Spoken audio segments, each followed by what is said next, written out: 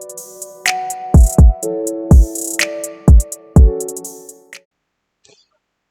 Cortez family, welcome back to my channel. I hope everyone is doing amazing wherever you are in this world.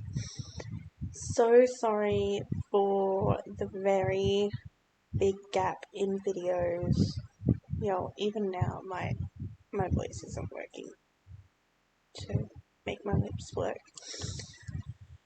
But my couple of weeks have been very busy for me. So bear with me because I also have a new puppy, as you can tell by the video I shared. So dealing with a new puppy and everything, it's taken a while for this video to get out. So I am at the moment trying to get this one to stay in her bed. She isn't too happy that she's not in her usual crib. But I did tell her she is a big girl now. You can tell she's tired. But she is being very stubborn. Oh, is she out? She out? No.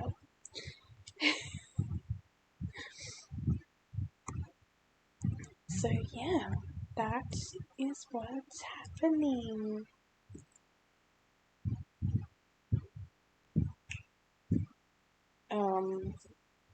So I'm going to try and get her to sleep.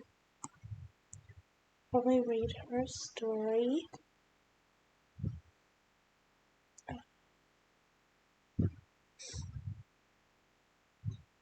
Let's see.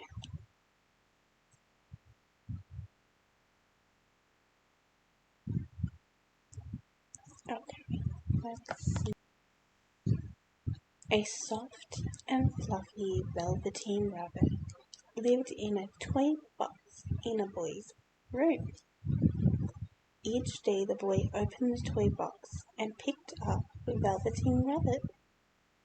The Velveteen Rabbit felt as happy as the boy. Sorry, guys. Then newer, brighter toys came into the toy box. They had special tricks. Some could move when the boy pushed a button, and others bounced high. The Velveteen Rabbit had no special tricks or buttons. After a while, the boy started to choose the other new toys.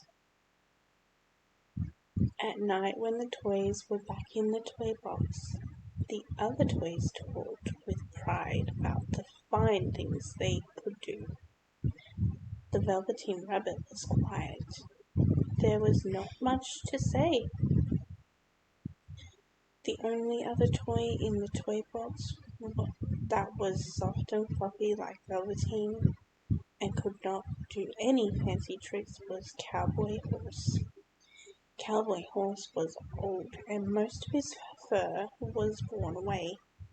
Cowboy Horse said to the Velveteen Rabbit, "Do not listen to the rest of them. Soft toys like us are really the lucky ones. We get loved most, and when soft toys get loved enough, we can become real." "What do you mean, real?" said the Velveteen Rabbit. "Being real is the best," said Cowboy Horse. "You can move when you want, and you are real. If you are loved, you can show love back."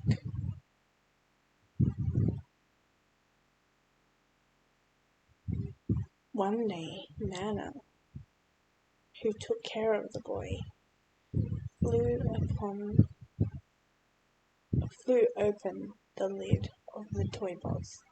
She said in a busy tone, "Oh dear, that walking doggy is missing. I must find something else for the boy." In a second, the Velveteen was plopped down onto the bed with the boy. This began another happy time for Velveteen Rabbit. Each night the boy would hold the Velveteen Rabbit close in his arms. In the morning the boy would show the Velveteen Rabbit how to make rabbit holes under the sheets. If the boy went outside to a picnic or to the park, the Velveteen Rabbit would come with him. After all that hugging and holding, much of the Velveteen Rabbit's fur got matted down. Its pink nose grew less pink, but the Velveteen Rabbit didn't care. It was happy. One day the boy became sick. His forehead got very hot. The doctor came and went, and Nana walked back and forth in fear. Day after day, the boy stayed in bed. There was nothing for Velveteen Rabbit to do but to stay in bed too, day after day. Then, at last, the boy got better. Such joy in the house. The doctor said the boy must go to the shore. How wonderful, thought Velveteen Rabbit. Many times the boy had talked with great excitement about the shore, about its wide, sandy shore and big blue ocean. What about this old bunny? Nana asked the doctor. That old thing, said the doctor. It's full of scarlet fever germs, but it at once. Get him a new bunny. The Velveteen Rabbit was thrown into a sack along with the boy's bed sheets and old clothes and a lot of junk. The sack was carried to the backyard. The gardener was told to burn the whole thing, but the gardener was too busy picking the beans and peas before nightfall, so he left the sack behind. I will take care of it tomorrow, he said. The sack was not tied at the top, and Velveteen Rabbit fell out. The next day, when the gardener picked up the sack to take it away to be burned, Velveteen Rabbit was not in it. Then it started to rain. The Velveteen Rabbit felt sad. So far away from the boy, never again to be nice and cozy inside together, and now soaking wet too. A tear fell from Velveteen Rabbit's eye. Over his cheek, it flopped onto the grass. All at once, at the spot where the tear fell, a flower grew up. The bud of the flower opened inside was a tiny fairy. Wow, it's a fairy. I think she's asleep. Little Rabbit, said the fairy, do you know who I am? Should I know who you are? Said Velveteen.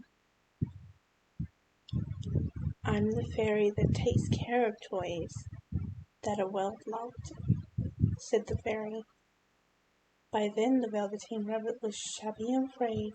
The boy had loved off all of its whiskers.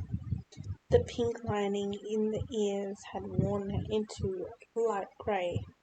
Its dark brown spots, once fresh and bright, were now faded and hard to see. It's time for me to make you real, said the fairy. I think I remember real, said Velveteen Rabbit. What was it that the cowboy's horse had said? Ah, yes, when you are real, you move when you want to move. If you are loved, you can look back. Sorry guys, bit of a croaky voice. With one touch of the fairy's wand, the Velveteen Rabbit felt different, tickly. all of a sudden its two legs had always been sewn together tight, could move apart. A fly landed on Velveteen Rabbit's head. It was itchy, and as quick as a wink, that foot was up at the Velveteen Rabbit's head to shake it away. So this is being real. I can move when I want to move. I will show you some new friends, said the fairy. And the fairy took Velveteen Rabbit to where several rabbits ran and hopped about.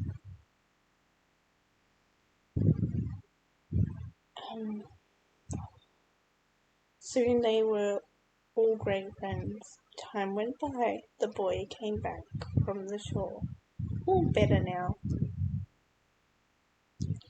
One day the boy went out to the backyard to play. From the trees nearby, a few rabbits hopped out. One rabbit was brown all over, another one was all white. A third rabbit was brown with spots that were still darker brown, though most of them faded. That rabbit hopped up close to the boy. The boy thought, why, this rabbit looks just like my old bunny. That was lost when I was sick. I loved that bunny. What he didn't know was this was his very own bunny. Came back to see the boy, for he was the reason that Velveteen Rabbit had become real. The end. Oh, that's such a good story.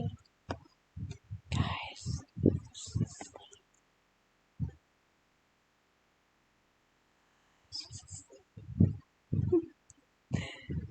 it worked. Okay, let's just close this book.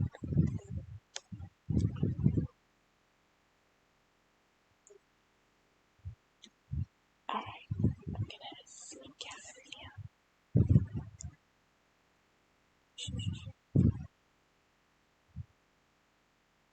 Close the door quietly.